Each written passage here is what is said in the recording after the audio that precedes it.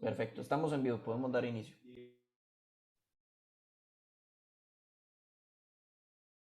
Buenos días y bienvenidos y bienvenidas todos y todas quienes nos acompañan en esta sesión.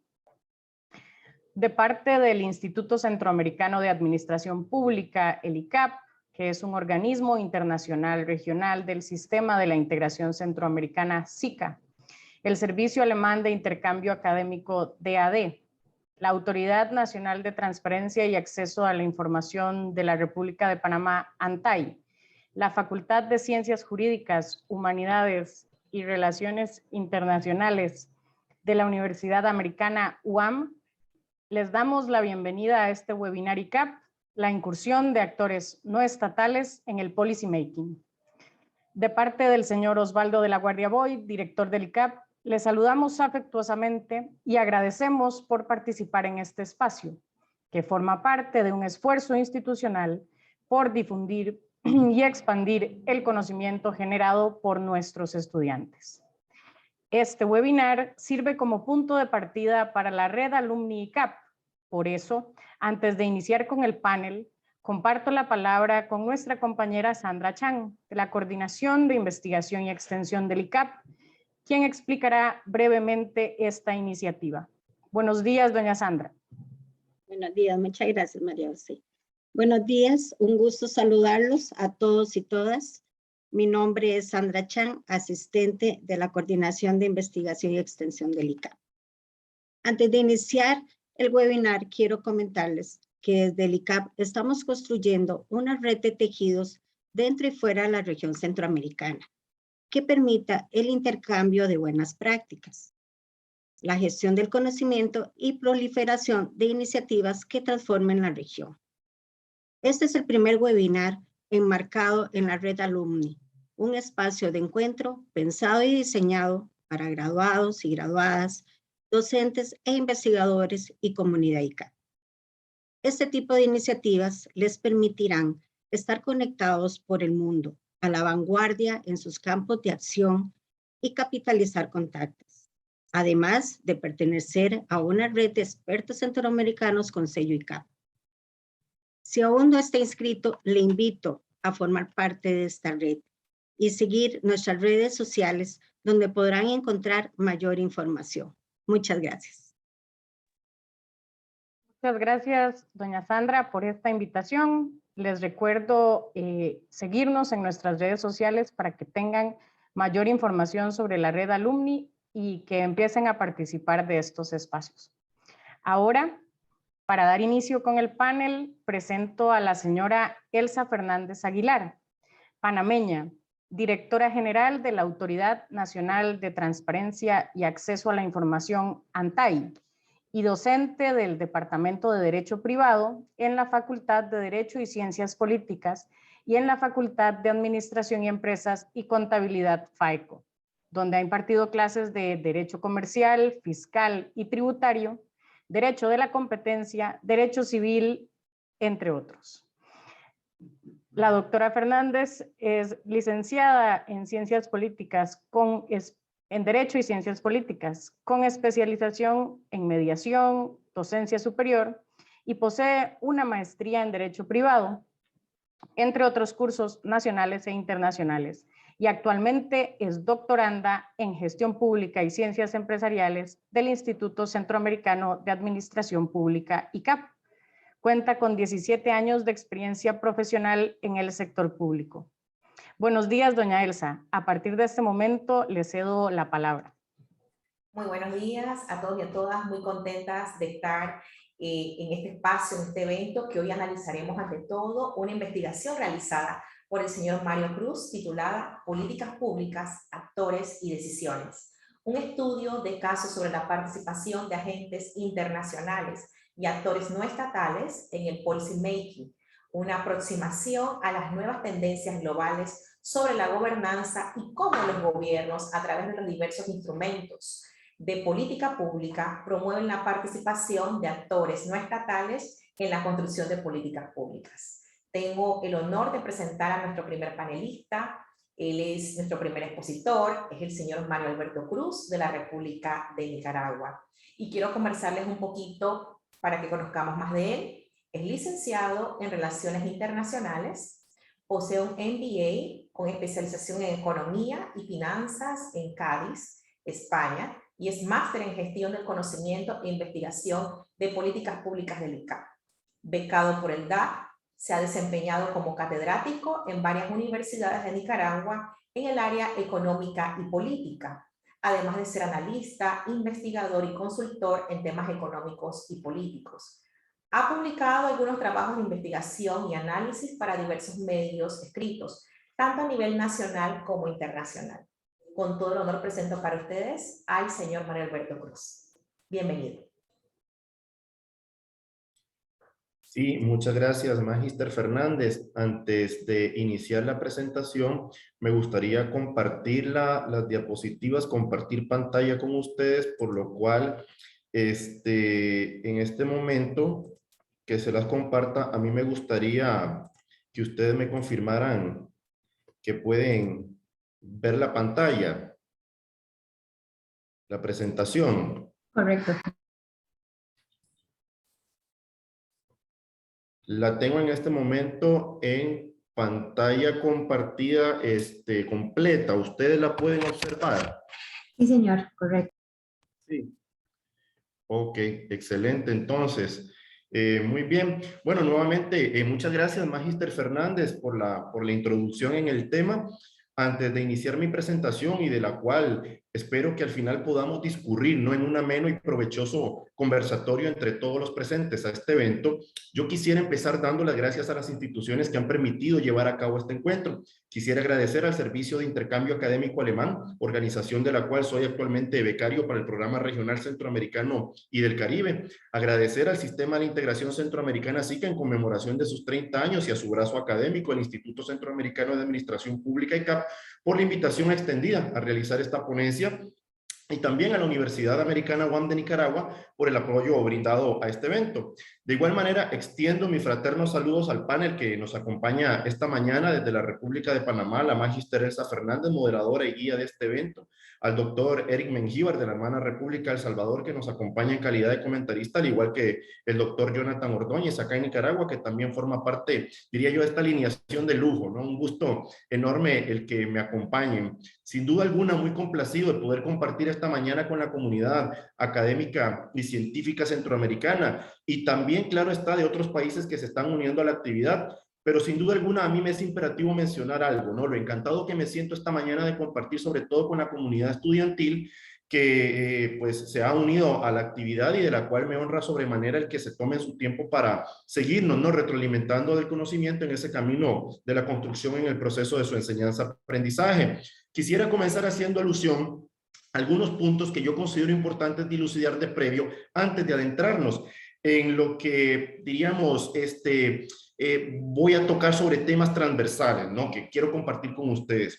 En primera instancia, a mí me gustaría mencionar cómo es que debemos entender las políticas públicas, es decir, comprender que las políticas públicas sirven como instrumentos con los cuales cuentan los gobiernos para poder llevar a cabo determinadas acciones. En la mayoría de los casos, las políticas públicas han de responder a un interés particular, ya sea del gobierno que las implementa o de grupos específicos que aspiran a nuevos espacios o a un reemplazo del statu quo en respuesta a demandas o necesidades de carácter político, económico y social. Con el surgimiento de lo que en la actualidad se denominan las nuevas formas de gobernanza promovidas desde el discurso, sobre todo, ¿no?, de los países desarrollados y algunos organismos multilaterales de desarrollo, es evidente que una tendencia global se cierne sobre el actuar de los gobiernos en general hacia lo que se considera una nueva gestión de la cosa pública. Es evidente que el Estado sigue siendo pues el actor principal y que ocupa un papel importante en la gestión de las políticas públicas, pero esas nuevas tendencias apuntan también hacia la incursión y promoción de la participación de actores no estatales en la construcción y la implementación de las políticas públicas. Bueno, así diría yo, esta presente investigación surge, ¿no?, del interés por conocer qué es lo que motiva a los gobiernos a permitir esa incursión de actores no estatales en las decisiones político-institucionales de los estados. Por tanto, es a partir de una problematización teórica que la presente ponencia intentará analizar una serie de eventos que están conduciendo a que los gobiernos tomen la decisión para permitir la incursión de actores no estatales en las decisiones político-institucionales. Y esto lo hago a través de un análisis propiamente de lo que llamo instrumentos de política pública. En un primer momento, es fundamental que clarifiquemos un par de conceptos importantes, como lo es el entender qué entendemos nosotros por actores no estatales. Y es aquí donde vale preguntarse, ¿no? Cabe mencionar algo interesante, y es que al realizar toda una revisión exhaustiva, rigurosa, sistemática de la bibliografía disponible, encontré que muy poco se habla respecto de lo que implica este concepto visto desde un enfoque nacional o subnacional. ¿Qué quiere decir esto? Bueno, que a nivel micro, la gran mayoría de la literatura lo que se refiere al término es desde una perspectiva internacional. Entonces, la gran mayoría de los autores lo vinculan a un espacio ya de carácter global, donde los definen a los actores no estatales en carácter de instituciones, de organismos, de personas con poder a nivel internacional. Es decir, como aquellas unidades del sistema internacional autónomas que poseen capacidad de influencia sobre otros actores.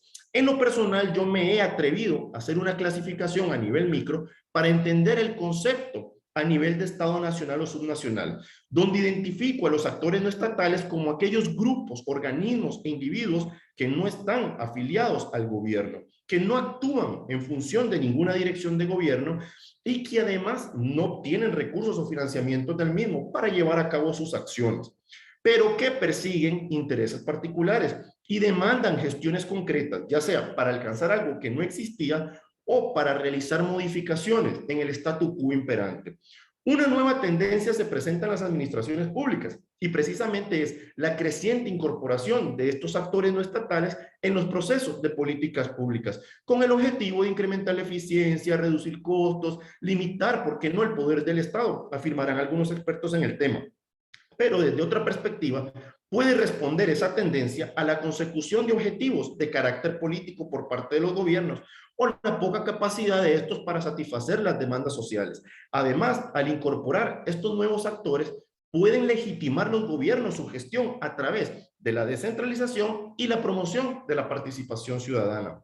Una perspectiva de carácter normativa refiere que la tendencia que se observa también es la incorporación y participación de lo que se considera expertos o algunos que llaman cuadros técnicos, ¿no? Con el objetivo de lograr pues, una mejor construcción de las políticas públicas, priorizando la eficiencia y modernización de la gestión institucional, haciendo de ello un proceso meramente técnico, siendo que esto último entonces puede venir precedido de alguna disposición coercitiva, diría yo, de organismos internacionales hacia los gobiernos, quienes son enfáticos en que la incorporación de esos cuadros técnicos en las instituciones, bueno, pueda crear tal vez alguna forma de mayor eficiencia, de darle mayor eficacia, pero sobre este tema a mí me gustaría abordarlo con mayor profundidad en lo adelante, ¿okay? Por otro lado, algunos de ustedes se preguntarán, ¿por qué policy making? Y como bien pueden observar en la diapositiva, he mencionado que los gobiernos cuentan con las políticas públicas como acciones que implementan en función de un determinado problema o situación al que buscan darle una solución con base a estrategias y prioridades. Cuando nosotros analizamos o estudiamos las políticas públicas, es válido partir de 4 interrogantes básicas para su comprensión. Preguntarse el qué, el cómo, el por qué y el para qué los gobiernos deciden llevarlas a cabo. Esas preguntas que yo acabo de formular es lo que en la disciplina de la ciencia política y propiamente para el análisis de las políticas públicas llamamos la problematización teórica en la agenda de las políticas públicas. Por tanto, acá se hace preciso situar a ustedes presentes desde una óptica práctica, sencilla, sobre lo que implica el análisis de una política pública y su objeto de estudio. Acá los teóricos utilizan el término de policy making entendiendo como todo el proceso que involucra la formulación y la construcción de una política pública. Cabe mencionar también que para este tipo de análisis existe un abanico de problemas teóricos, que por cierto yo recomiendo encarecidamente a la comunidad científica y estudiantil para que a través de ese despliegue de problemas teóricos encuentren asidero futuras investigaciones para cualquier sector en el que una política pública se quiera analizar. Entonces, partimos de todas esas interrogantes que se cuestionan el cómo se diseñan las políticas públicas, cómo se ejecutan, cómo es que se incorporan los actores no estatales a esa agenda de política pública, por qué es que fallan las políticas públicas y cuál es el impacto que éstas tienen. Entonces, es importante que el uso correcto de la terminología nos permita extraer lo relevante de la literatura para encontrar el mejor sustento para con nuestras investigaciones. No quisiera dejar de lado la importancia que tiene en cuanto al uso ciertas metodologías para este tipo de análisis. Pero quiero enfatizar en la importancia, ya lo decía, en el que como investigadores, como cientistas sociales, como cientistas políticos, que nos atrevamos a romper un poco con los paradigmas tradicionales metodológicos para realizar este tipo de análisis, pero siendo responsables, claro está, de no perder el enfoque y el rigor científico. En este particular, yo coincido desde la academia con el autor Guillaume Fontaine, quien refiere algo muy interesante, y es que argumenta Fontaine que el análisis de políticas públicas conlleva dos funciones. Por un lado está la función científica, que tiene por finalidad pues mejorar el conocimiento, pero por otro lado está también la función política, que procura mejorar las acciones y la toma de decisiones. Entonces, esta perspectiva sobre el análisis de políticas públicas creo yo que sin embargo topa con una dura realidad en Centroamérica, sobre todo por el escaso acceso a conocimiento especializado y actualizado en la materia, y además de una incipiente comunidad académica sobre este tema en particular. Pero bueno, retomo nuevamente el pensamiento de Fontaine, quien insiste que es oportuno desde la academia inducir al cambio en la manera de analizar actualmente esas políticas públicas. Dice Fontaine, es momento de aplicar nuevos conceptos, de aplicar nuevos análisis, de traer nuevas metodologías, de aplicar nuevos enfoques teóricos actualizados para comprender mejor los procesos políticos actuales. Decía pues que la metodología que ha empleada para esta investigación fue conceptualizada y operacionalizada para determinar por qué algunos gobiernos permiten la incursión de actores no estatales en la toma de decisiones político-institucionales. La aplicación de un mecanismo causal permitió acá identificar los hitos y los actores relevantes que incidieron en el proceso para la puesta en marcha de las políticas públicas, como vamos a observar en unas diapositivas más adelante que les voy a compartir. Para comprobar este mecanismo causal en lo sucesivo, o sea, cada parte del mecanismo ha sido ampliamente respaldado. ¿A través de qué? De lo que ya mencionaba, los instrumentos. ¿Y cuál es la importancia que tienen los instrumentos? Y es que son lo que nos permite contar con la evidencia, es decir, tener el respaldo suficiente y necesario para poder fundamentar un análisis de este tipo. Claro, ustedes se preguntarán, bueno, y el profesor ha mencionado en varias ocasiones el término instrumentos, pero ¿qué son los instrumentos en sí? Los instrumentos son todas aquellas herramientas con las cuales cuentan los gobiernos y que tienen a su disposición para ser implementadas según los objetivos que se hayan propuesto. Entonces, esos instrumentos son los que encontramos en las leyes, en las normas, en los permisos, en las prohibiciones, etcétera, ¿no? La diversidad de estos instrumentos va a variar, obviamente, en dependencia del sector o área de política de la cual se trate. Pero si en algo logra coincidir la literatura y que vale la pena destacar, es que estos instrumentos, escuchen esto, rara vez son seleccionados sobre la base de su aplicabilidad y su efectividad. ¿Por qué? Porque son otros los criterios y elementos que inciden en su elección. Interesante planteamiento, diría yo, ¿no? Pero bueno, más adelante veremos algunas conjeturas muy llamativas al respecto de este tema. En lo particular, me interesa mencionar también la importancia que adquiere para este tipo de análisis el uso de esquemas NATO, que el autor Christopher Hood en los años 80 es quien aporta los primeros trazos al respecto de los instrumentos, contribuyendo sustancialmente al análisis ya no de las políticas, sino propiamente desde los instrumentos a través de su denominado esquema NATO, por sus siglas en inglés, identificando ahí 4 elementos que son importantes para la clasificación. Entiéndase aquí, la nodalidad, la autoridad, el tesoro, que no es otra cosa más que los recursos financieros, y la organización. ¿Okay? Dicha clasificación se basa en función de los recursos de los cuales disponen los estados. Y bueno, según otro autor que sigue la línea de Christopher Hood, Michael Howlett, dice que sirven tanto para la promoción o restricción de cambios en el contexto y que con ello se logran objetivos. ¿Okay? Christopher Hood planteaba que esa nodalidad se da porque los autores públicos, en este caso los estados, llevan a cabo sus decisiones gracias a la información que disponen, debido a su posición como actores centrales, que la autoridad la van adquiriendo a través de sus poderes legales coercitivos. El Tesoro va a referir a la capacidad y recursos financieros con los que los estados cuentan. Y al final la organización son todos aquellos canales, medios o mecanismos formales que utiliza para lograr sus fines. Basado en el modelo de NATO, Christopher Hood, Michael Howlett menciona dos tipos de instrumentos. Vean qué interesante esto. Los instrumentos sustantivos, que son aquellos que afectan directamente los resultados de la política. Por ejemplo, a través de la creación o no de un servicio del Estado para la ciudadanía. Tómese como ejemplo, cuando un gobierno a través de un decreto crea una ley que incentive la participación ciudadana, el tema que venimos conversando. Es decir, incentivar la promoción y la inclusión de actores no estatales en las decisiones de política pública en una entidad del Estado. Por otro lado, están los instrumentos procedimentales. ¿Qué pasa con los procedimentales? Bueno, acá, por ejemplo, dice que estos instrumentos son los que van a afectar directamente los procesos y obviamente, por ende, pues van a afectar los resultados. Por ejemplo, la creación de un grupo de actores para incidir en una determinada política. Véase como ejemplo acá el que un gobierno crea una comisión nacional, por ejemplo, para la promoción de un tema X en particular, pudiendo ser que esa comisión convoque públicamente a la ciudadanía para la conformación de un grupo de personas que tomen decisiones. En este caso, diría yo, bueno, supongamos que pues, se ha disparado el crimen organizado en los barrios. Entonces, pueden conformar un grupo de personas que tomen decisiones sobre la atención a la seguridad ciudadana en los barrios y en los distritos, ¿no?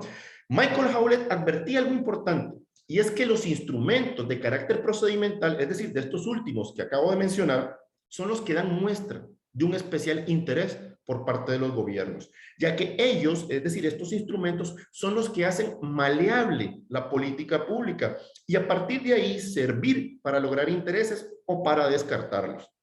En este sentido, diría yo, los instrumentos procedimentales han de jugar un papel determinante en el análisis de las políticas públicas, ya que con estos, los gobiernos, ¿qué hacen? Pues modifican el contexto en el diseño, implementación y desarrollo de las políticas públicas. De tal forma, pueden entonces los gobiernos, a través de dichos instrumentos, estimular o limitar la participación de actores no estatales en las decisiones de política pública.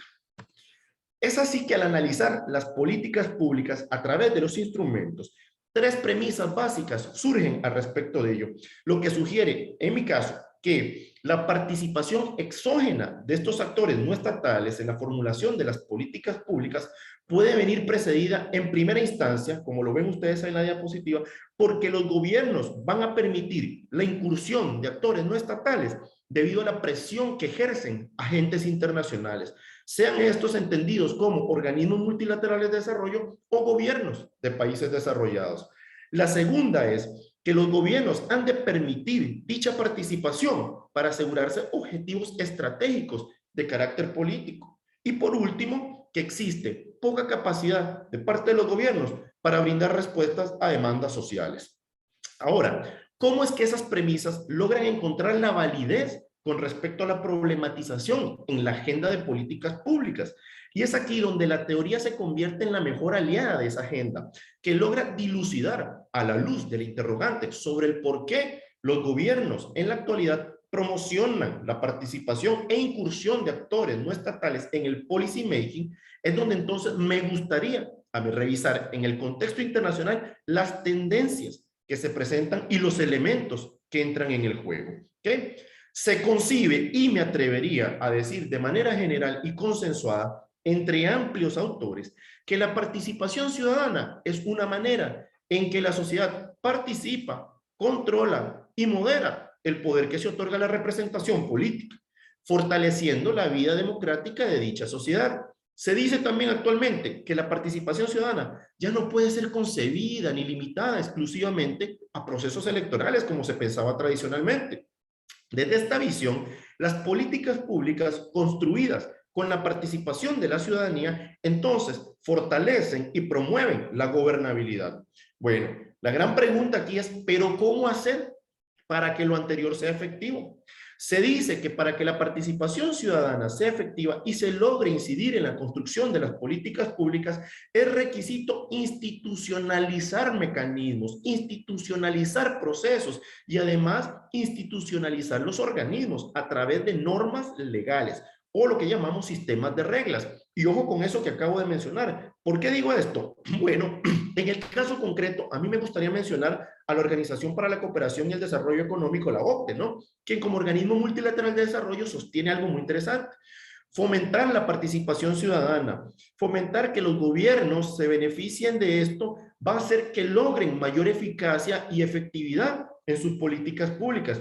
Pero cuidado, esto último, sin embargo, responde a un nivel diferente de cómo la democracia es pensada desde la academia o desde los centros de pensamiento. Mientras en el primer caso, es decir, la democracia vista desde la OCDE, por ejemplo, o ya sean los demás organismos internacionales, los procesos democráticos son exógenos y además de aplicación, es decir, son pragmáticos. En el segundo caso, cuando vemos la democracia desde la academia, los procesos acá deberían entonces ser más institucionalizados o endógenos, es decir, van a partir propiamente de las instituciones. Entonces, desde los organismos se nos muestra una clara tendencia a que la participación ciudadana se erige como un pilar fundamental en el proceso de esa construcción de las políticas públicas, convirtiéndose en una condición necesaria para mejorar la gobernabilidad en los sistemas democráticos y además servir a su vez como un mecanismo elemental para empoderar a la ciudadanía. Pero bueno, me gustaría hacer un alto ahí porque aquí cabe preguntarse lo anterior, ¿a qué costo, no? Aterricemos eso anterior y traigámoslo al contexto centroamericano. Diría yo, ¿por qué no latinoamericano si quisiéramos? Las reformas estructurales llevadas a cabo en la mayoría de los países latinoamericanos, tanto las que se implementaron desde la CEPAL en los 70 y en los años 80, y las llevadas a cabo por el Consenso de Washington en el contexto neoliberal de los años 90, definitivamente cambiaron el escenario social, económico y político, llevando a la aparición de nuevos actores sociales, donde el papel del Estado experimenta transformaciones significativas, denotando una clara incapacidad de este para dar respuestas a las crecientes y a los agudos problemas sociales, ¿no? Lo anterior conlleva a algo importante, y es que los anteriores hechos marcaron la pauta sobre una nueva forma de hacer gobierno, es decir, sobre cómo empezó a variar la relación sobre el papel del Estado frente a los demás actores sociales.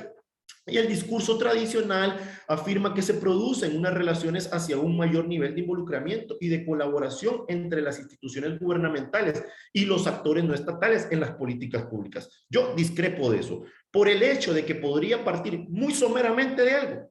¿A qué gobierno le interesa decirle a la ciudadanía, pues venga, acérquese, dígame qué necesita para poder solventarle? ¿Tienen los gobiernos capacidad, sobre todo en países en vías de desarrollo, para tomar ese tipo de decisiones?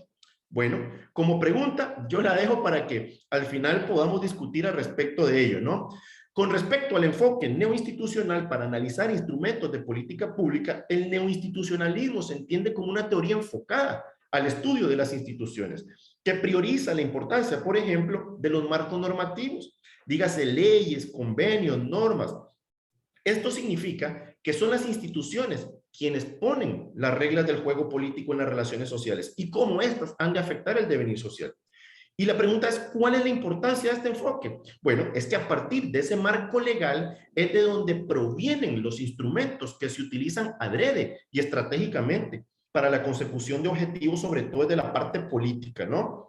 Algunos otros conceptos, el neocorporativismo entendido como aquellas dinámicas, relaciones que surgen entre el Estado, las empresas, los sindicatos, viene a jugar un papel de alta incidencia, sobre todo por la aparición de los llamados gobiernos de corte progresista y la articulación que estos sectores encuentran en esas relaciones y que además encuentra gran asidero para argumentar que esas relaciones mejoran la gobernabilidad democrática, porque como proceso participativo, deliberativo y además inclusivo, ha de responder a las demandas de esos grupos y hasta podría afirmarse que equilibran el poder, contribuyen al proceso para la construcción de las políticas públicas. No podemos dejar de lado la incidencia que tiene en este caso el concepto también neorrealista, que responde a un nuevo paradigma que se perfila más apropiado para entender el contexto internacional en la actualidad.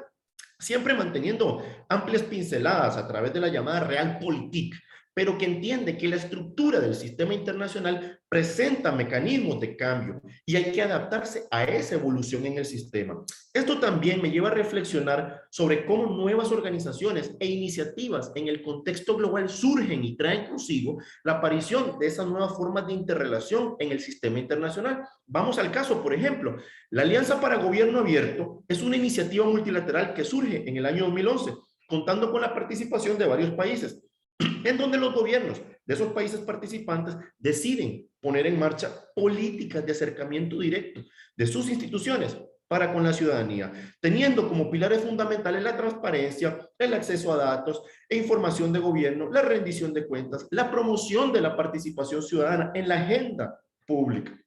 Y además de eso, la promoción y utilización de las llamadas tecnologías de la información y la comunicación. Pero ¿quién pone en marcha la iniciativa? El presidente Barack Obama, quien delega a Hillary Clinton como secretaria de Estado y le dice, invita a los países a sumarse a la iniciativa. Ojo, ningún país estaba obligado a hacerlo, pero muchos ya forman parte de ella. Casi 100 países son miembros actualmente y otros 25 en lista de espera para ser elegibles. Denótese aquí un punto álgido al respecto de esta discusión y de cómo los países se adhieren a estas iniciativas en respuesta a esas nuevas tendencias globales promovidas, en este caso, desde un gobierno de un país desarrollado y con amplia influencia en el sistema internacional. Para retomar nuevamente el tema sobre el análisis de las políticas públicas a través de la conformación de un mecanismo causal, debe existir una relación sistemática entre las variables X y Y. A partir de ahí, el mecanismo de X a Y va a ir incorporando unidades que de manera causal o relacional van a contribuir a darle explicación lógica al fenómeno en estudio. Pero bueno, lo importante en este momento es saber cómo se logra eso. Vamos al ejemplo. Para dar la explicación lógica al análisis, ustedes identifican en la imagen lo que yo llamo 5 estadios clave que permiten identificar el fenómeno en estudio. Para comprender de manera práctica el mecanismo, cabe recordar la pregunta que yo formulaba hace unos minutos atrás sobre el por qué un gobierno decide promover la participación de actores no estatales en política pública. 3 hipótesis, o sea, 3 premisas básicas habíamos formulado a efectos de dar respuesta a la anterior pregunta. ¿Recuerdan? Primero, los gobiernos se interesan en fomentar esa participación por decisiones de política pública, influenciados por una presión de agentes internacionales. Entiéndase aquí organismos multilaterales de desarrollo y gobiernos de países desarrollados. Y que además, diría yo, intrínsecamente esto les permite acceder a recursos financieros de organismos internacionales, claro, cumpliendo condicionalidades impuestas por estos organismos. ¿Okay? La segunda premisa o segunda hipótesis que planteaba era que los gobiernos, al permitir esa incursión planificada, es decir, adrede, intencional y estratégicamente en la construcción de las políticas públicas, le han de otorgar legitimidad a las mismas, con lo cual se aseguran los gobiernos objetivos políticos. Una tercera hipótesis o premisa era que los gobiernos, al tener poca capacidad para dar solución a los problemas de carácter público, incentivan esta participación.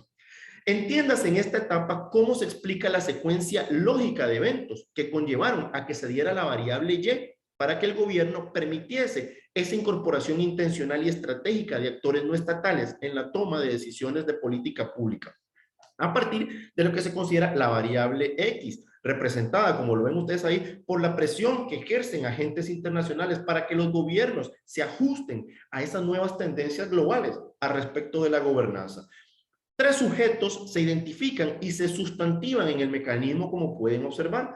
Un primer sujeto entendido como el poder ejecutivo que impulsa, es decir, decide llevar a cabo iniciativas de gobierno abierto y participación ciudadana, entendiendo que existe clara y amplia autonomía constitucional, es decir, hay una separación explícita de los poderes del Estado, pero aún así las instituciones estatales acogen las iniciativas y permiten que actores no estatales incursionen, participen en las decisiones político-institucionales de estas. Y además, por consiguiente, estas acciones le permiten al gobierno asegurarse objetivos políticos. ¿Cómo se segmenta esto que ustedes ven en sus pantallas para dar mayor explicación en el mecanismo causal? Y es a partir de los hechos, los hitos y los actores relevantes que conllevaron a la incorporación de actores no estatales en política pública. Veamos el caso en el análisis a través de los instrumentos propiamente. Nótese en lo sucesivo una serie de fenómenos que funcionarán como cambios de segundo orden, es decir, donde su aparición ha de modificar el statu quo en cuanto al tema de las políticas que se han de implementar para la promoción de los temas de gobierno abierto y participación ciudadana en un país. En este caso voy a referirme específicamente a Costa Rica, a través de los diversos instrumentos, tanto sustantivos como procedimentales, donde se observa la implementación e interrelación de los instrumentos en sus dos dimensiones. Recuerdan, tanto de manera sustantiva como de manera procedimental. ¿Okay? Y esto se da para lograr un objetivo concreto. En este caso, el que el gobierno costarricense permitió y motivó la participación ciudadana en el policy making debido a la presión ejercida por un organismo internacional como la OCDE. Y además, esto le permite asegurarse su adhesión como miembro pleno a la organización, claro está, y el cumplimiento de objetivos políticos por parte del gobierno. Cabe aclarar aquí algo importante, que la dimensión sustantiva es aquella que ha de afectar directamente los resultados de la política. Por ejemplo, ya lo decíamos, a través de la creación o no de un servicio del Estado para la ciudadanía. En este caso particular, vemos la creación de las plataformas de gobierno abierto a través de los llamados planes de acción. Por otro lado, la dimensión procedimental, que era aquella que afectaba directamente los procesos y decíamos, por ende también los resultados, por ejemplo, se da en la creación de un grupo de actores para incidir en una determinada política. Como ustedes pueden observar, para tal efecto, veas el decreto 38994, como lo tienen en sus pantallas, ¿no? El plan MISID, que es el fomento del gobierno abierto en la administración pública y la creación de la Comisión Nacional para un Gobierno Abierto. Es decir, convocamos a la ciudadanía a acercarse y formar parte en la construcción de esta política pública. Por tanto, de manera intencional y estratégica, el gobierno promovió a través de sus instituciones que la ciudadanía sea parte en la construcción de las agendas políticas en sus distintos sectores, lo cual permitió también legitimar ese proceso de incursión ciudadana. Y esta participación institucionalizada genera un alto grado de percepción positiva y con ello el gobierno, diría yo, logra sortear a muy bajo costo político el lograr mantenerse en el poder. Recuerdo que a raíz de esto también, por una investigación que se hizo, se demostró que esa imagen positiva hizo que el gobierno pudiese acceder a un nuevo mandato presidencial por otros 4 años del partido oficialista que hoy se mantiene en el poder. Pero además, lo importante es que todas estas iniciativas le permiten incorporarse como miembro pleno a la Organización para la Cooperación y el Desarrollo Económico. A manera de cierre, me permito nuevamente compartir que por muchos años se ha considerado la construcción de las políticas públicas como una obligación exclusiva del Estado. Se dijo que al tomar decisiones y realizar acciones, el gobierno logra modificar el curso de una situación determinada con el objetivo de brindar soluciones a problemas y demandas sociales específicas. Inclusive, que tenía la capacidad de decidir por sí mismo de no realizar las acciones si él lo desea, ¿no? Las políticas entendidas como instrumentos con los cuales cuentan los gobiernos para gestionar y favorecer sus responsabilidades sirven también como mecanismos para la consecución de objetivos determinados que los estados se han de plantear en función de sus intereses. Sin embargo, dichos intereses pueden verse perjudicados o favorecidos en el camino de la construcción de las políticas públicas debido a la intervención de otros actores quienes también persiguen intereses particulares y que son ajenos al Estado.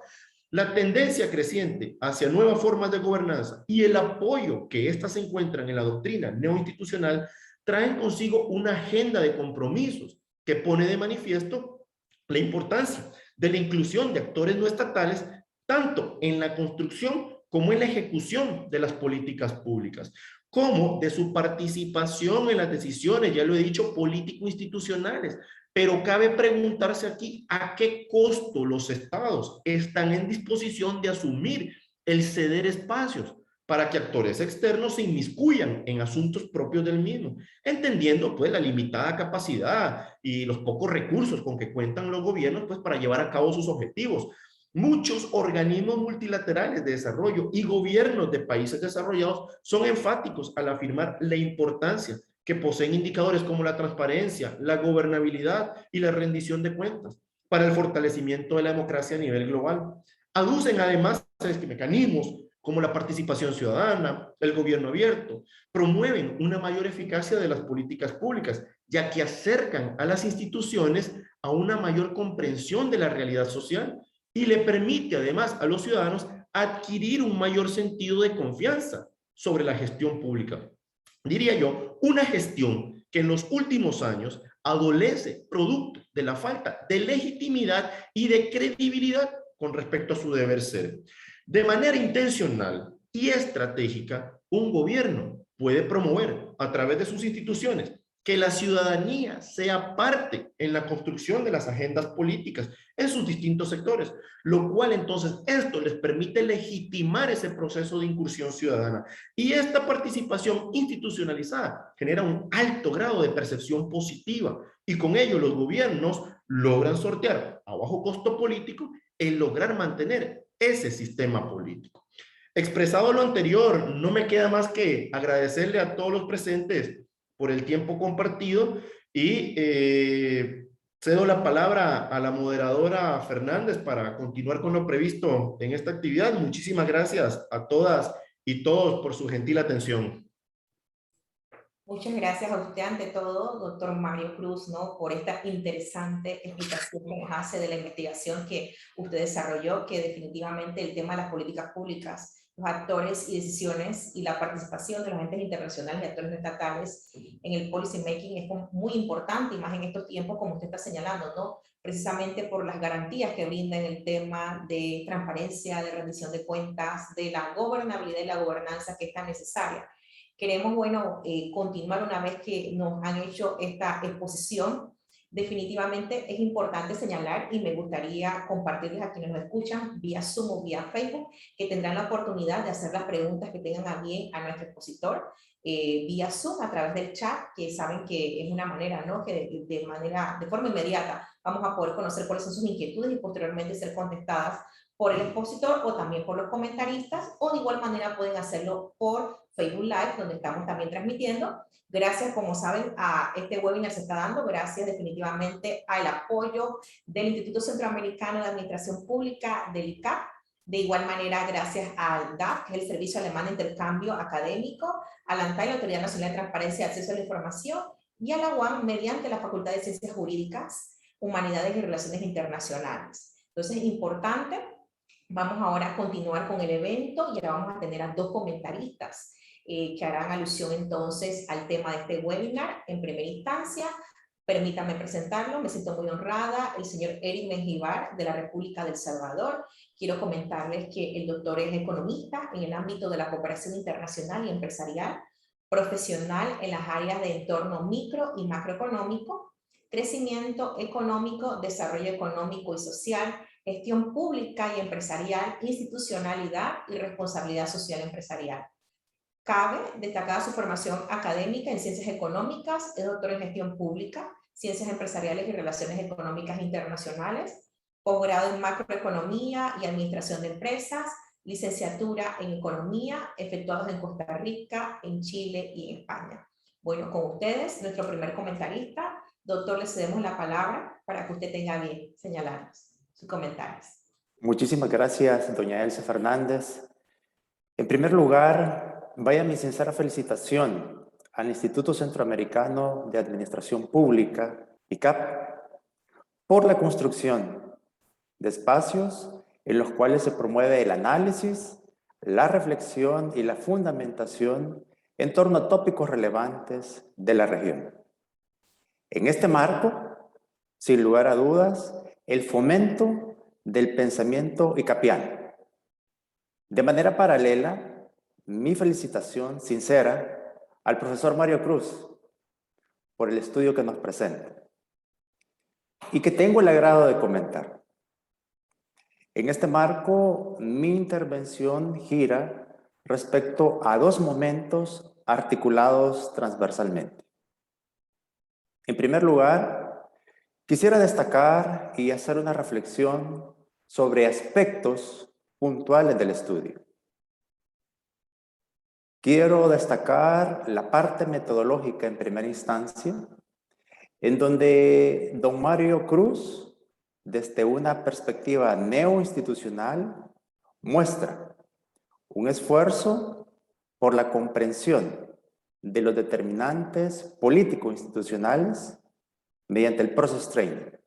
El process tracing o seguimiento de procesos. Por ende, sin lugar a dudas, el esfuerzo realizado por don Mario Cruz no es una tarea fácil. De ahí la riqueza en la comprensión de las distintas interacciones de los agentes que intervienen en el proceso. La comprensión respecto a estos determinantes político-institucionales y cómo intervienen distintos agentes en la conformación de políticas económicas, de políticas públicas, de aquellos aspectos que demanda la sociedad. En segundo lugar, dentro de esta primera reflexión, quiero destacar la categoría de análisis que estila don Mario Cruz. La categoría de actores no estatales en el policy making. Sin lugar a dudas, nos devela la creciente importancia de los actores no estatales en todo este proceso.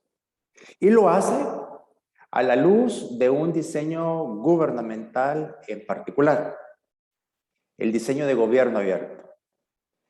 En su exposición, don Mario de una u otra forma ha destacado por qué opta por este diseño gubernamental en la indagación que él nos ha presentado. Son dos aspectos fundamentales dentro del estudio que deseo destacar: su parte metodológica y la categoría de análisis que estila a la luz de un diseño gubernamental en particular. Teniendo esto en consideración, entonces, en segundo lugar, quiero hacer una reflexión respecto a la pertinencia del process tracing. Este process tracing en un contexto muy específico, muy particular. Es el contexto político centroamericano. Pero no es cualquier contexto político centroamericano. Es el contexto político centroamericano post-COVID-19. A la luz, obviamente, del objeto de estudio que él ha tenido a bien compartirnos a todos. En un entorno de volatilidad, ambigüedad, complejidad e incertidumbre, un entorno VUCA, por sus siglas en inglés, las instituciones públicas deben estar abocadas a la construcción de certidumbre. Y en este marco, o en su defecto entonces, a la creación de mecanismos que disminuyan estas incertidumbres. Teniendo este entorno de mutación acelerada en el marco de la gestión de la complejidad y la incertidumbre, esto nos lleva al campo donde ello acontece. Este es el campo de las políticas públicas. Ahí está el acento que nos presenta don Mario y del cual quiero reflexionar como una parte relevante pero operativa en el marco de este contexto político centroamericano post-COVID-19. Sin lugar a dudas, el método de análisis de políticas públicas, el de las 3I, el de las ideas, el de los intereses, el de las instituciones, como parte de un modelo secuencial de política pública, en la administración pública, ¿sí?, tiene una utilidad limitada en el marco post-COVID-19 y sobre todo en un entorno VUCA. De ahí la pertinencia de combinar nuevos métodos, nuevas ideas, nuevas lógicas. Y es justamente la riqueza que observo en el presente esfuerzo que nos presenta don Mario y que me permite entonces derivar a hacer esta reflexión respecto al contexto político centroamericano post-COVID-19. Lo innovador del profesor Mario Cruz radica en combinar la toma de decisiones de actores no estatales en el policy making. Sin lugar a dudas, en esta lógica de innovación hay temas que surgen en este proceso. A la luz de su esfuerzo surge el tema de redes, que se ve dominantemente post-COVID-19. Hay un tema de innovación tecnológica por entender la política pública desde otras perspectivas, desde otras atenuaciones, desde otros marcos de referencia. Un marco de referencia en el cual, obviamente, la sociedad centroamericana, en el marco post-COVID-19, en el marco de tiempos de incertidumbre, es la perspectiva de los conjuntos difusos. Es una perspectiva que está presente a la luz de lo expresado por don Mario Cruz. Lo relevante de todo esto es que nos permite entender que hay distintas bifurcaciones, distintas atenuaciones, como por ejemplo la perspectiva de otros diseños gubernamentales. Si bien es cierto, don Mario parte de un diseño como es el gobierno abierto, en este proceso del process tracing, entonces se abre la posibilidad de entender desde este método otras vertientes de estos determinantes político-institucionales a la luz de otros diseños gubernamentales. Por ejemplo, a la luz del gobierno inteligente, ¿sí? Pues en este proceso, ¿sí?, este gobierno inteligente demanda la suma de nuevos actores para llevar adelante su razón de ser, la construcción del bienestar. Y es en este marco que entonces el profesor Mario Cruz nos enfila a este proceso. Sin lugar a dudas, hoy en día, en el marco de la pandemia y pospandemia, uno de los desafíos es, por parte de la administración pública, es la construcción de la confianza. Sin lugar a dudas. A la luz del process tracing, se nos permite tener un acento entre la diferencia de una agenda simbólica y de una agenda estructural. Esto es un elemento transversal en el marco de la heterogeneidad que acontece en las distintas naciones de Centroamérica, la heterogeneidad estructural. Lo valioso entonces del process tracing a la luz del estudio de don Mario es entender el acento entre esta agenda que parece muy simbólica o superficial respecto a una agenda estructural. De fondo es cómo se hace para enfrentar esta heterogeneidad estructural de la región. Ello puede ser mediante políticas públicas coherentes, sistemáticas, de largo plazo. Políticas públicas como por ejemplo la política económica. Dentro de la política económica, ya sea una política de reforma fiscal, una política que coadyuve el crecimiento y en este marco la promoción del desarrollo económico y social. De ahí la pertinencia del process tracing y la reflexión a la cual nos invita don Mario Cruz en este proceso que nos aboca a la región. Justamente en el marco de un entorno VUCA y post-COVID-19 y en el momento que se detona la pandemia, la COVID-19 nos revela graves falencias que se observan en cada nación de la región. Estas falencias se traducen en señalamientos como por ejemplo gobiernos de fontanería o crisis de intermediación social. Es parte de esta explosión en el marco de la pandemia y pospandemia. En este escenario, la incursión de actores no estatales en el policy making devela que la percepción de la acción es mejor que la espera. Por ende, la pertinencia de construir y de cómo construir política pública en el process tracing es una de las riquezas que subyace a la luz de este esfuerzo presentado por don Mario Cruz. Cuando observamos en el marco de post-COVID-19 lo que acontece en la región centroamericana y las falencias que se devela por parte de cada uno de los países de la región, me viene a la mente el hecho que en la teoría y en la práctica política, desde el siglo XIV hasta la actualidad, para lograr el fin público de un buen gobierno, gobernabilidad o governance, se estilan distintos medios. Y teniendo hoy en consideración desde la gobernabilidad democrática, lo cual se entiende y lo entiendo como la creación de capacidades en la sociedad para hacer frente a los retos y desafíos de la misma, así como las oportunidades en un entorno buca, entonces nos remite a una reflexión profunda.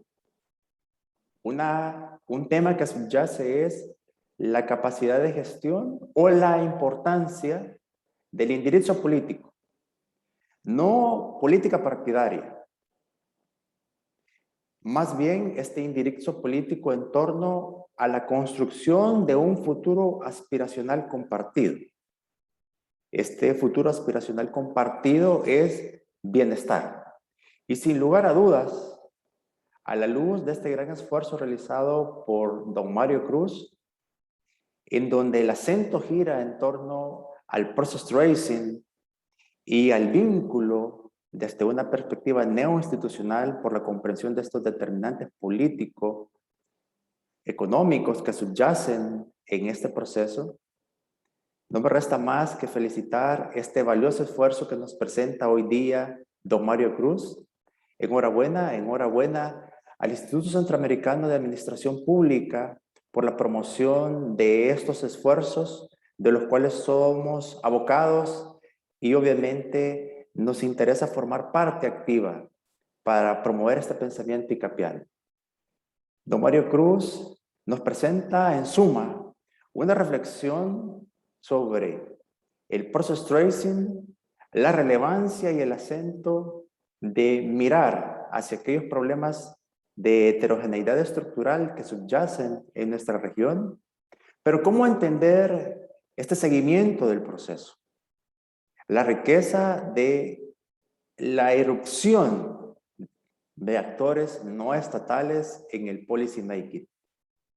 Me quedo acá, estimado Mario Cruz, con la finalidad de que este webinar se enriquezca con las personas que nos honran con su presencia y en este momento, pues, a partir de ello, fomentar este debate de ideas que nos permita hacer un proceso de análisis, de reflexión y obviamente a la luz de la fundamentación que usted pertinentemente nos ha enriquecido a todos en este conversatorio en esta mañana. Yo me siento muy honrado de ser parte de este webinar en donde se lanza la red Alumni como parte de este pensamiento icapiano. Enhorabuena, don Mario Cruz, a usted por este esfuerzo académico y enhorabuena al ICAP por seguir fomentando el análisis, la reflexión y la fundamentación sobre los problemas que acontecen al interior de cada país y a nivel regional. Muchísimas gracias. Le cedo el pase entonces a la moderadora del evento, doña Elsa Fernández.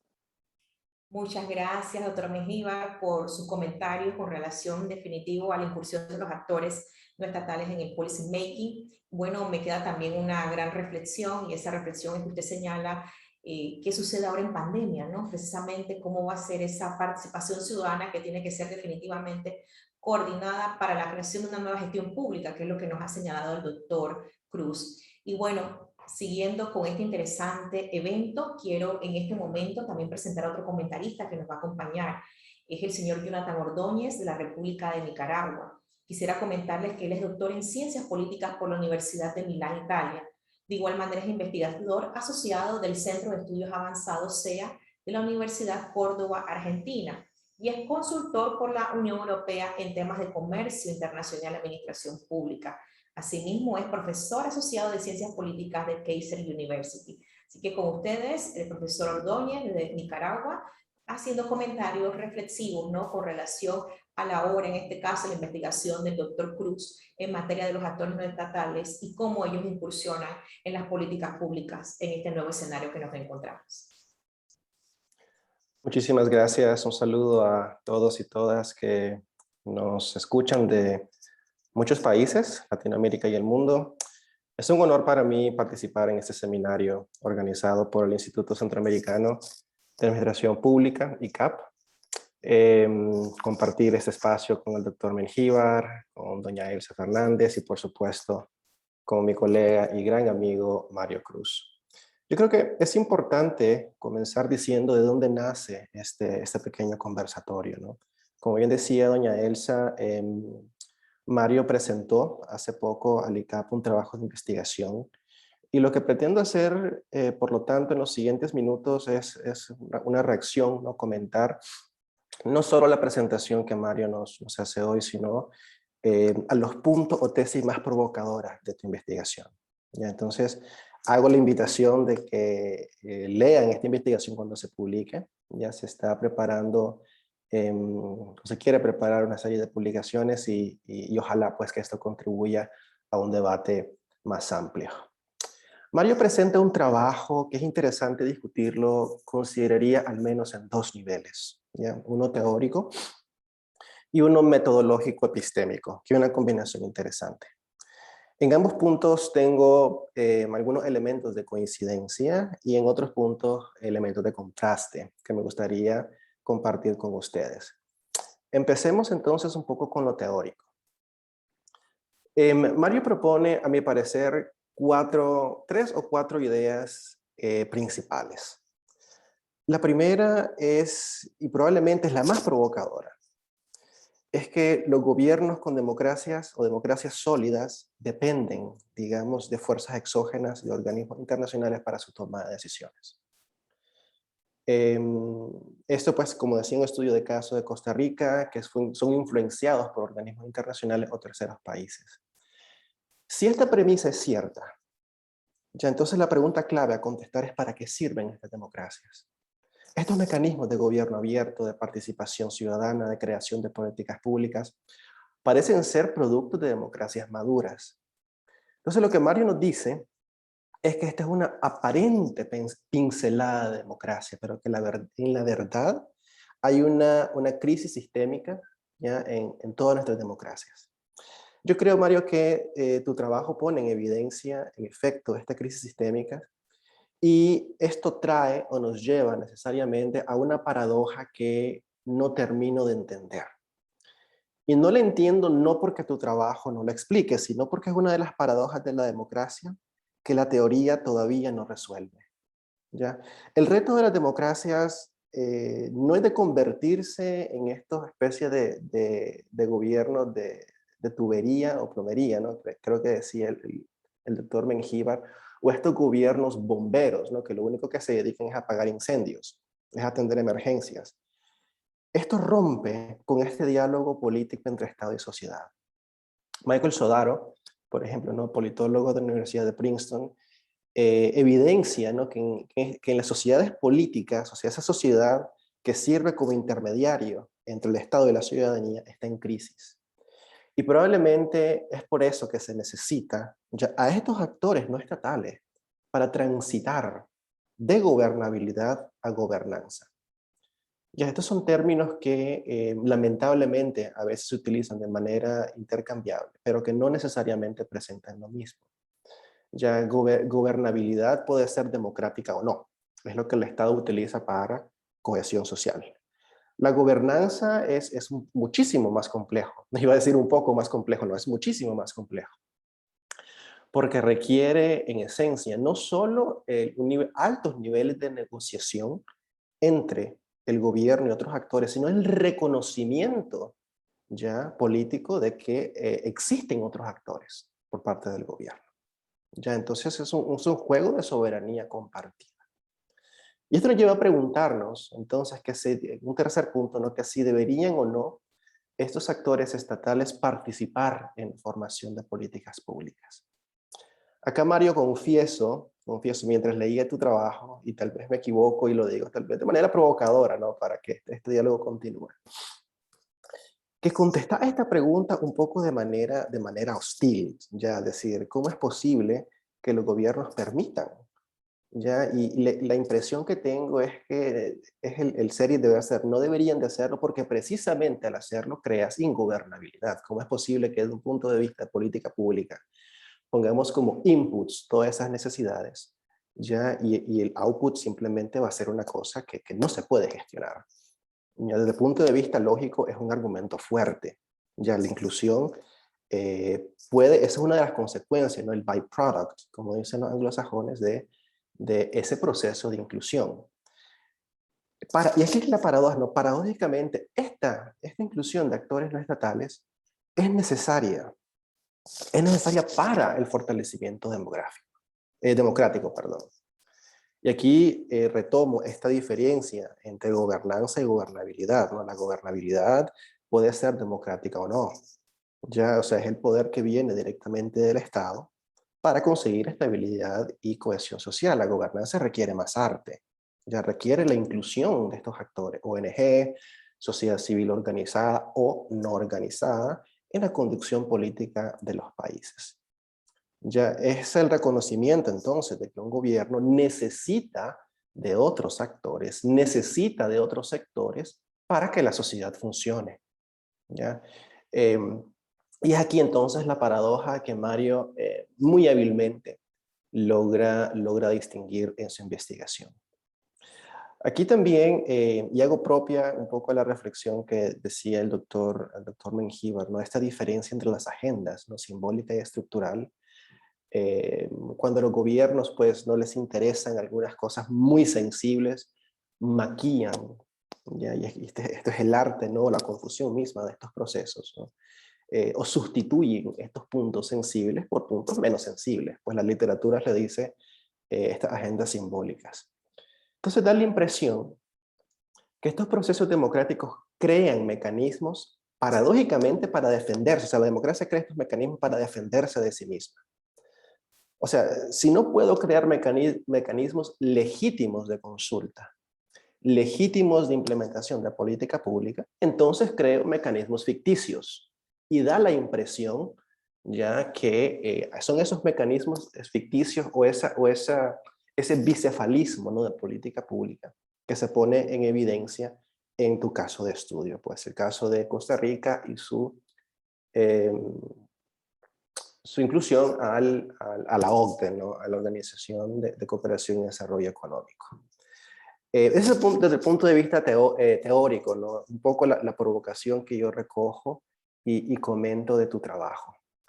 Y la segunda parte de mis comentarios van en torno a la parte metodológica epistémica. Yo quiero aplaudir, Mario, tu innovación metodológica, o sea, tu aplicación del mecanismo causal, tu process tracing. Y yo creo que este es el primer paso para un verdadero análisis cualitativo comparado, que es la secuencia lógica del process tracing. Es lo que falta, digamos, aplicar. No solo un estudio de caso, sino cuando ya aplicas y comparas más casos. Tu investigación es entonces una piedra, digamos, una bisagra, mejor dicho, en las que pueden girar o gravitar muchísimas más cosas. Entonces me parece que es un trabajo importantísimo, fundamental de comienzo hacia otras rutas de investigación que yo creo que la academia no debería de dejar pasar. Sin querer sonar muy técnico, me da la impresión que precisamente los siguientes pasos serían ese cuadrito que presentaste, pues calibrar esas condiciones causales para determinar los niveles de consistencia y cobertura. La consistencia sería el valor P, para los que saben estadística, ¿no? El valor P, el p-value, y la cobertura es en cuántos casos tu hipótesis puede ser aplicada. Y eso es para probarla o refutarla. Estás proponiendo algo que sería interesante, pues, que la academia centroamericana, latinoamericana, haga propia y empiece a hacer investigación en este sentido. Ya, y hay ya, digamos, algunas buenas prácticas, ¿no? Que nos permitirían a nosotros, digamos, estudiosos en estos temas, empezar a valorar, ¿no? Otra cosa interesante que sería importante, porque al momento de platicar esto, pues pensaba en los famosos contrafactuales de tu modelo causal. Por ejemplo, ¿no? ¿Qué pasa si hay presión de estos organismos internacionales y no se implementan estas políticas públicas del gobierno abierto? Y más interesante aún, invirtamos la pregunta, ¿no? ¿Qué pasa si se implementan estas políticas sin haber presión internacional? ¿Qué pasa con ese concepto de democracia, por ejemplo, ante estas dos opciones? Entonces yo creo que este es un interesante trabajo porque permite hacer precisamente o va a permitir, mejor dicho, hacer precisamente este análisis cualitativo comparado con más países, sobre todo en Latinoamérica. Yo creo que ese es un paso necesario para las futuras investigaciones. Sería una excelente tesis doctoral, por ejemplo. Ya, y esto es a lo que los anglosajones llaman el theory testing, ¿no? Es testear, probar esa teoría, Mario, que estás compartiendo y compartiste hoy, esta mañana con todos nosotros. ¿Querés probar si esa condición se cumple? Se cumple en Chile, por ejemplo, si se cumple en Colombia, si se cumple en México, que son los países de Latinoamérica que pertenecen a la OCDE. Y aquí tu contrafactual natural sería Uruguay, por ejemplo.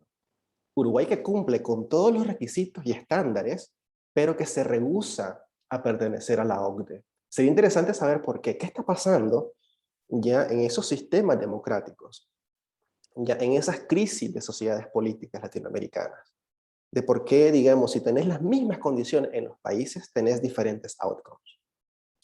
Y entonces yo creo que esa es la reflexión que quería compartir un poco. Ya tal vez 3 o 4 ideas fundamentales en la parte teórica, ¿no? De las crisis o las paradojas. No me gusta la palabra crisis. Yo creo que la palabra crisis ha sido ya sobreusada a propósito de la pandemia, ¿no? Ya todo parece crisis. Ya, y esta es una tendencia que yo creo que tenemos que ya ir evitando.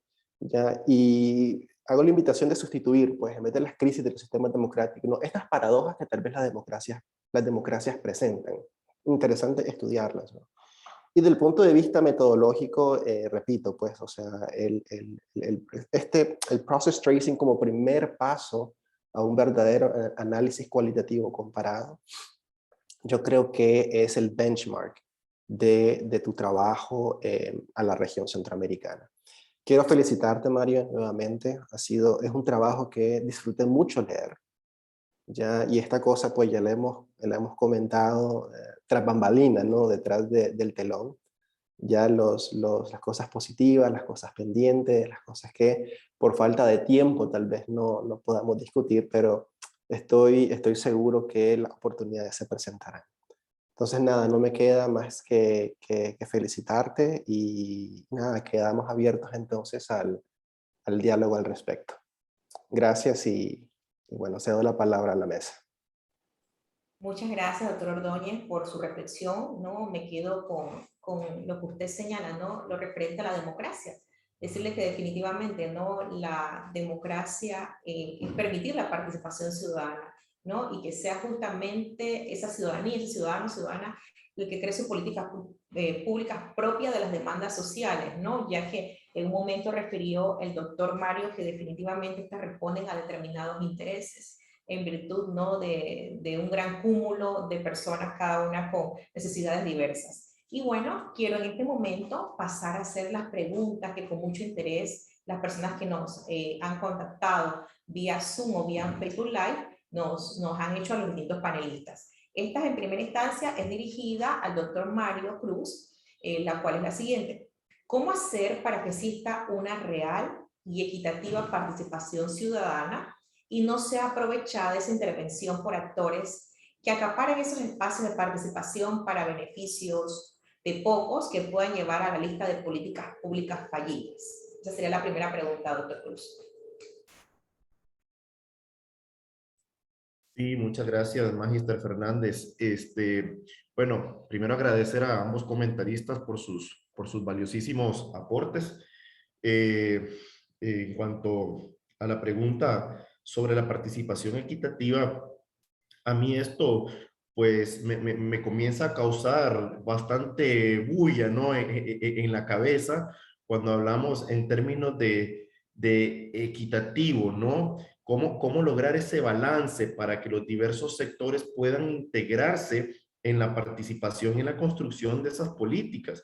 Porque nosotros partimos de un punto, hay que recordar que todo esto viene de intereses que muchos grupos están ahí, tienen objetivos, hay metas que se han propuesto, pero encontrar esa ecuanimidad, ¿no? Ese equiparamiento en cuanto a esos intereses, a mí me resulta bastante complejo, entendiendo pues el amplio despliegue, ¿no? De menú de problemas en los cuales se sitúan los gobiernos para atender todas esas demandas sociales y sobre todo entendiendo, y yo lo mencionaba, ¿verdad? La poca capacidad de recursos, de medios, es decir, de acceso a esos recursos con los que cuentan los gobiernos para poder atender todas esas demandas sociales. ¿Cómo hacer que esas políticas públicas pues sean más efectivas desde esa perspectiva? Bueno, ahí la pregunta, soy cientista político, no soy mago para determinar, ¿no? Cómo traer una fórmula mágica que me permita a mí decirle a los gobiernos y sobre todo a la ciudadanía, este es el mecanismo ideal para que todos partamos de poder tener una participación equitativa. Es que esto es muy complejo, ¿no? Atenderlo desde esos términos es muy complejo. Sí considero que es importante, ¿no? Que desde un principio establecer claramente cuáles son las prioridades que se tienen como gobierno. Hay que entender que sobre todo en los países en vías de desarrollo hay necesidades de primer orden que atender, ¿no? Y sobre ese particular hay que priorizar esas necesidades para poder darle cabida, ¿no? A la atención que demandan esas prioridades.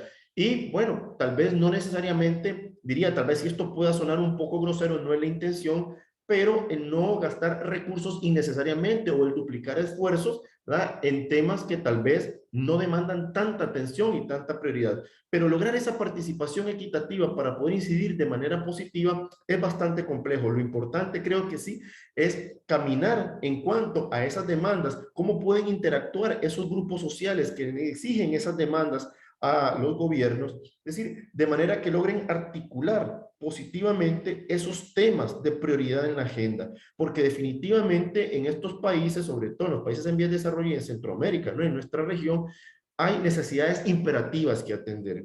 Y bueno, claro, yo me podría poner a hablar de cada una de ellas y me daría toda la mañana, toda la tarde acá. Creo que lo importante es que se articulen esas necesidades en base a esas prioridades y entender que la participación equitativa, entendida porque también el término hasta se me convierte un poco ambiguo, pero yo creo que para que al final la política pública pueda ser efectiva, es que esa construcción debe existir no solo desde el pensar que esa construcción tenga que ser solamente de los escritorios, ¿no? Desde la burocracia y desde los tecnicismos. Creo que lo principal es el trabajo de campo, el meternos, el mezclarnos precisamente con toda esa sociedad que está ahí activa para entender estos problemas y hacerlos nuestros también, ¿no? Encarnarlos en nuestras posiciones como burócratas, como técnicos, para entender esas necesidades y poder atacarlas desde una realidad. Creo que eso es lo que lo convertiría en una participación más equitativa, ¿no? El poder demostrar que a través de esa efectividad con la que se espera lograr culminar la política sea de un trabajo conjunto entre esa sociedad y entre el gobierno. Perfecto, muchas gracias, doctor Cruz. Quiero hacerle una segunda pregunta. La segunda pregunta va enmarcada en cómo se debería reformar el mundo académico para promover las políticas públicas frente a la urgencia del desarrollo sustentable en nuestra región. Sí, bueno, al respecto de la pregunta de cómo se debería reformular el mundo académico, yo más que decir que se reformule, claro que hay que hacer reformulaciones importantes, más que reformularlas, yo esperaría un acompañamiento muy fortalecido entre lo que es el vínculo academia-gobierno.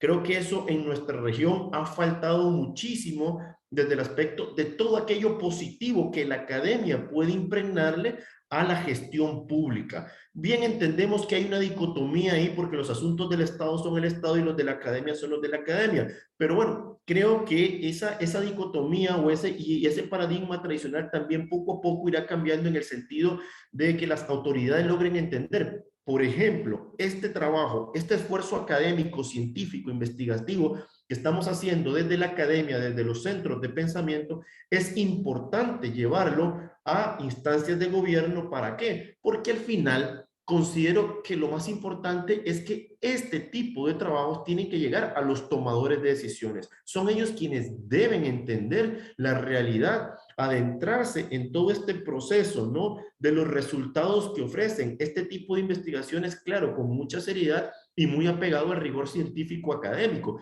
para entender que los resultados que este tipo de investigaciones desde la academia, desde los centros de pensamiento, puedan ir acompañando a los gobiernos en la gestión pública.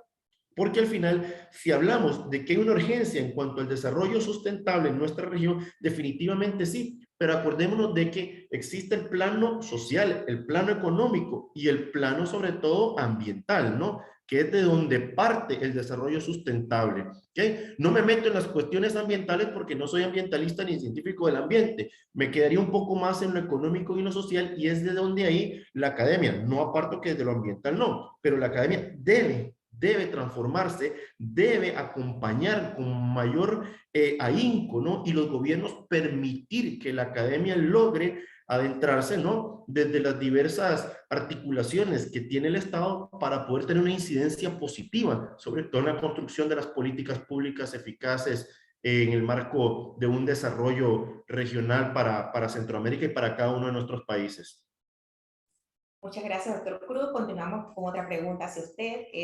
¿Se ha podido identificar cuáles son los principales obstáculos que impiden la participación de actores no gubernamentales en la creación de políticas públicas, desde su perspectiva? Sí, bueno, principales obstáculos. Yo diría que definitivamente hay algo muy interesante. A mí el estudio me arrojó me reveló algunos datos muy interesantes sobre, en primer momento, la apatía, el desgaste que siente la ciudadanía por la cosa pública, ¿no? Por digamos, todo aquello que manifieste acciones de gobierno. La gente ha sentido un desgaste enorme de que los gobiernos no resuelvan sus demandas, de que los gobiernos no tengan los recursos suficientes, de que los gobiernos no pormenoricen, ¿no? Detalles que la sociedad hoy en día pues también considera imperativo. Ha habido un desgaste muy significativo de parte de la ciudadanía que no quiere, se siente apática de la participación en este tipo de espacios. Bueno, salvo algunas excepciones, ¿verdad? Si yo me voy a revisar las listas de participación ciudadana a nivel latinoamericano, uno se lleva datos muy sorprendentes. Lo interesante es entender, aunque existen algunos casos donde sí se promueve, o por lo menos sí se da una mayor interacción de participación ciudadana, en la gran mayoría de los países latinoamericanos, digamos, el sentir generalizado es el no participar. ¿Por qué? Porque el sentir es, ¿y yo para qué participo? ¿Para qué me meto si al final el gobierno no me resuelve?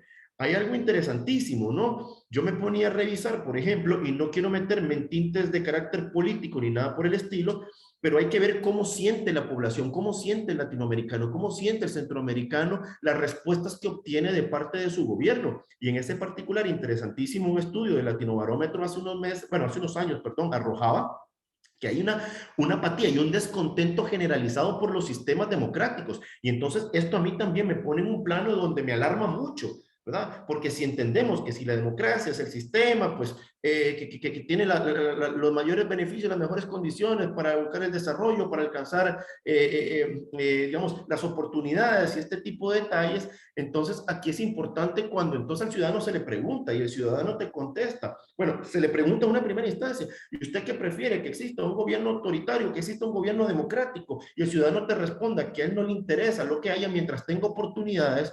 ¿no? Entonces, esto ya te deja en un plano de entender cómo es que se están manejando las cosas a nivel latinoamericano y centroamericano. No me voy a meter a ahondar en este tipo de detalles de carácter y tinte político, me interesa mucho más que a partir de estas perspectivas nosotros vayamos también sacando nuestras propias conclusiones, nuestras propias conjeturas, porque tenemos que entender, tal vez nosotros, yo como profesor y desde la academia, entiendo un poco cómo puede hacer, digamos, el sentir, ¿no? De la implicación que tiene y los beneficios que ofrezca la democracia. Pero tal vez tenemos que entender también y ponernos en los zapatos de la gente que menos tiene, de la población más vulnerable, de esa que se siente apartada y que dice, no me interesa en dónde me sitúe, porque al final yo lo que quiero son oportunidades.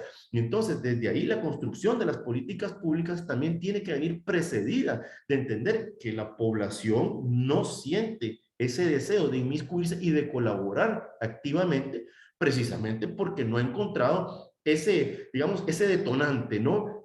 Aquel puntito de partida para decir, bueno, aquí encuentro formas para poder acercarme al gobierno y ver qué podemos hacer para trabajar conjuntamente. Podríamos desde la parte psicológica, sociológica, entender que hay muchísimas acepciones, concepciones del ciudadano de esperar a que mi gobierno me resuelva, pero también podríamos sentarnos un poco e incentivar cómo hacemos para que ese ciudadano también colabore y contribuya en la manera en que puede, ¿verdad?, fortalecer el sistema para que al final las políticas públicas pues sean mayormente efectivas, ¿no? Muchas gracias, doctor Cruz. Bueno, voy a pasar a una próxima pregunta. Esta está dirigida al doctor Mengíbar. La misma es la siguiente. ¿Cuáles serían las estrategias de país y regionales referentes a la realidad que la presente pandemia ha traído a nuestros países en temas de participación ciudadana, de alianzas, de fortalecimiento de gobiernos locales, innovación, entre otros? Muchísimas gracias a quienes nos honran con su invaluable presencia. Sin lugar a dudas es una pregunta holística y compleja, ¿verdad? Donde nos consultan sobre distintas vertientes en torno a un tema que hemos destacado a la luz del trabajo presentado por don Mario Cruz. Sin lugar a dudas es el tema de un indirizzo político, ¿sí? Este indirizzo político no es política partidaria, es la preocupación por parte de la sociedad y en este caso desde la perspectiva de don Mario de actores no estatales en torno a la construcción de un futuro aspiracional, ya sea de país o regional compartido. Desde esta perspectiva, ese futuro aspiracional, sin lugar a dudas, es bienestar, ¿sí? Es un poco lo que acaba de señalar don Mario al hacer referencia a la encuesta que él comentó. Más allá de regímenes políticos o sistemas, al ciudadano de a pie, al ciudadano que no anda a pie, le interesa un tema fundamental: desarrollo económico social y en este proceso bienestar. Si me permite entonces hacer al menos dos consideraciones de una pregunta que es bastante global, pero que podemos abordar desde dos momentos. Uno, desde el momento de la política económica, ¿sí? La política económica cuyo fin último es bienestar. Obviamente esta política económica está vinculada con un tema de políticas públicas. América Latina y algunos países de Centroamérica adolecen de un grave vacío de perspectiva y visión estratégica. Entonces, acá estaría la primera aproximación, ¿sí?, en este conversatorio sobre lo que se me consulta respecto a una forma de ir caminando o trabajando en torno a este indirizzo político. Daría la impresión que los problemas del pasado se hacen realidad en este presente y se les trata de dar respuesta a esos problemas del pasado junto con los del presente. Y que en este presente esos problemas bien pudieran ser los del futuro. Entonces tenés un problema de reacción, ¿sí? Una agenda de política pública de muy cortísimo plazo. Y a la sociedad le interesa entonces ver qué está ocurriendo en otras partes del mundo, ¿sí? Cómo camina el bienestar en otras partes del mundo independientemente del régimen político, porque ese es el punto también, ¿sí? Si nos observamos, si nos comparamos en este benchmarking con otras regiones del mundo y observamos una condición base que es nivel de vida, que eso es una tasa de crecimiento, una condición base, pero no suficiente para promover el desarrollo económico y social, entonces observamos graves falencias en el marco de la post-COVID-19 que enfrentan distintos gobiernos. De ahí la pertinencia de centrar la mirada en la perspectiva y la visión estratégica, ¿sí? Es decir, tener una combinación inteligente entre lo táctico, lo estratégico, lo prospectivo. Ese es un arte dentro de este proceso. En el marco de una economía digital, una de las grandes atenuantes que se reflejan en algunos países de Centroamérica son, más allá de condiciones de infraestructura, falencias en términos de infraestructura digital. Infraestructura digital, brecha digital. Hay un tema de gobernanza, entonces, gobernanza digital que se tiene que trabajar en la región y por consiguiente hacer una apuesta decidida en torno a dicho proceso. ¿Por qué? Porque obviamente para aprovechar la forma en la cual se estila el crecimiento, que es a través de la economía digital, también se requiere una condición base, que es una apuesta decidida por el capital humano. En este marco, por el tema de la educación. Porque en el marco de la economía digital nosotros observamos que hay un eje de acumulación que es la economía del conocimiento, el knowledge economy. Por tanto, otra apuesta decidida que se debe de realizar por parte de los distintos gobiernos mediante políticas públicas es políticas coherentes y sistemáticas en torno a la educación. ¿Sí? Tenemos distintos referentes en torno a políticas sistemáticas y públicas por una apuesta decidida de educación y como esto, a lo largo de un proceso, atémoslo entonces con el process tracing, ¿sí? A lo largo de un proceso de 20, 30, 40, 50 años, genera efectos intertemporales, no solo en temas de crecimiento, sino sobre todo en temas de bienestar. Tenemos evidencia amplia respecto a este tema, podemos agarrar el caso de China, podemos agarrar el caso de Singapur, podemos agarrar el caso de Costa Rica, podemos agarrar el caso de Chile, por mencionar algunos países. Amplia y variada, el caso de los países de las economías nórdicas.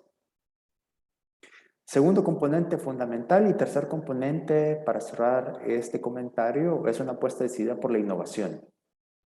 De manera particular, la pertinencia ante la ausencia de la perspectiva de política pública de innovación.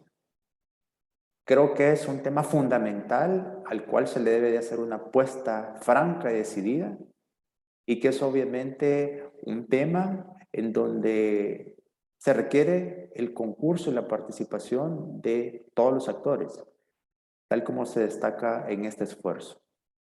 Muchas gracias por la consulta. Gracias a usted, doctor Mengíbar. Quisiera cederle el espacio al doctor Ordóñez para que también nos presente sus consideraciones al respecto con relación a la pregunta planteada. Sí, gracias, doña Elsa, por el espacio. Vaya, allá por el 2007, el economista norteamericano Bryan Caplan escribe lo que yo considero es una de las obras más influyentes en términos de sistemas políticos y políticas públicas. Se llama El mito del votante racional.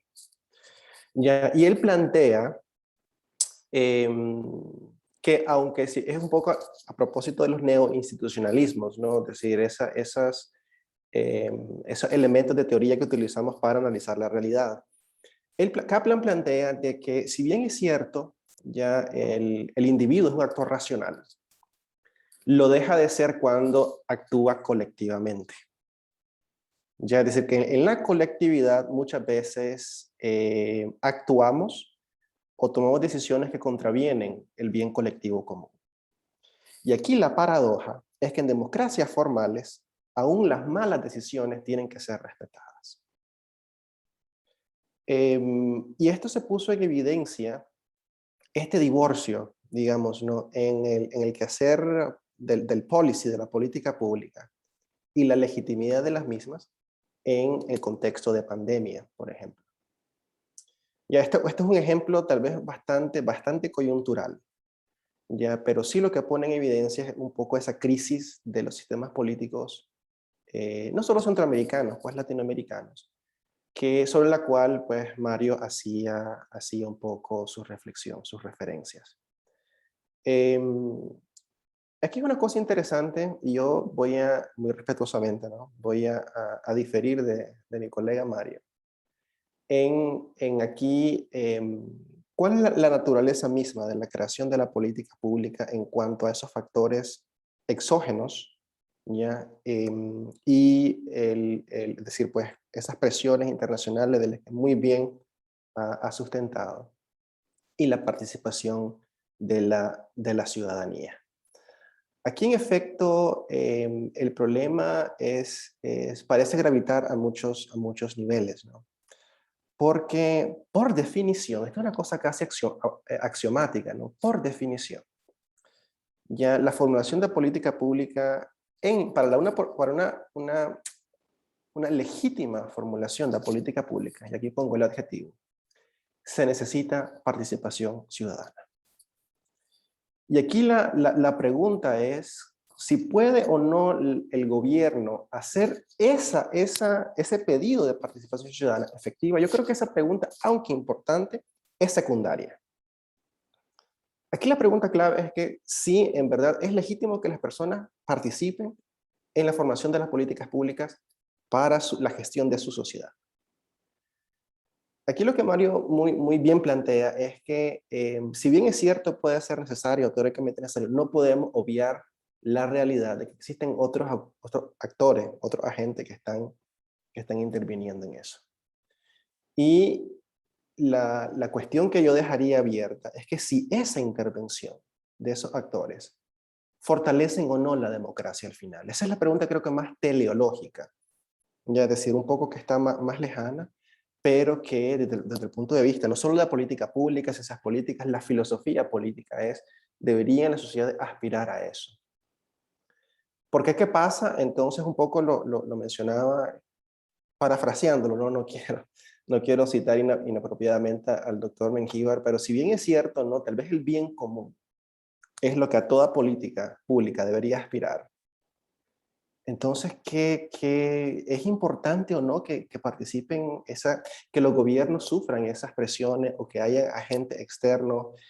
¿Cuál es entonces el problema de que eso suceda? Si al final tiene un impacto positivo en la población. Si para que Costa Rica o cualquier país forme parte de la OCDE necesita accountability, necesita transparencia en su política pública, eso es un byproduct positivo. ¿Ya? Que son agentes externos, perfecto, son agentes externos, pero tuvo un impacto positivo en cómo ya la sociedad política gestiona el conflicto entre su ciudadanía y Estado. Entonces yo creo que esa es la cosa que debería de rescatarse de todo esto. Un poco que debería de rescatarse. Ya, claro, desde el punto de vista de la academia tratamos de analizar esto de la manera más científica, más objetiva posible, pero aquí lo interesante, si el resultado de todo esto, al final, el resultado agregado, porque aquí hay un tira y encoge, ¿no? Si el resultado agregado es positivo, entonces yo creo que estas cosas nos están diciendo algo. No solo a nosotros, estudiosos de estos temas, sino sobre todo a los tomadores de decisiones.